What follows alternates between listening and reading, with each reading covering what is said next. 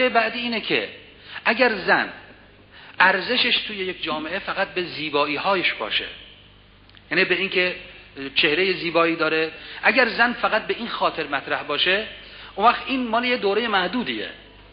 مگر یک زن چند سال، یک دختر مگر چند سال اون زیبایی‌ها و نشاط جوانانش درش هست؟ یه موقته.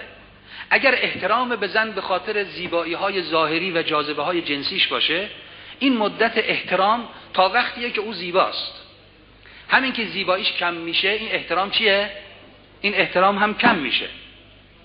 و لذا هی باید تلاش کنه که خودش رو به مردها نشون بده که من هنوز زیبا هستم، به من توجه کنید، من هنوز زیبا هستم. در حالی که تو فرهنگ اسلام زیبایی اصلی در زن و مرد زیبایی روح اونهاست، زیبایی شخصیت اونهاست. البته ما به زیبایی های ظاهری هم مهمه، زیبایی ظاهری هم باید باشه، اما نه اینکه ارزش انسان به زیبایی ظاهریش باشه که وقتی یه زنی مثلا سنش رفت بالا، یه کمی پیر شد، صورتش چروک برداشت، قیافش عوض شد، این دیگه ارزشش کم بشه. نه، ارزش داره.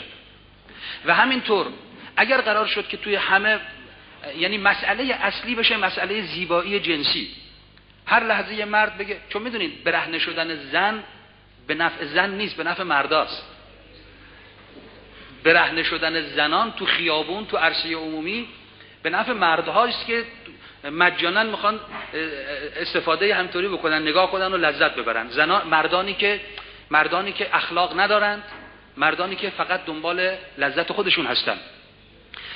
تو فرهنگ زنان مسلمان معتقدن باید با حجاب بیایم بیرون، برای که ما کالای تجاری نیستیم، ما نباید مصرف بشیم، ما برای خودمون حرمت و احترام داریم. اینجا مرکز مقاومت است.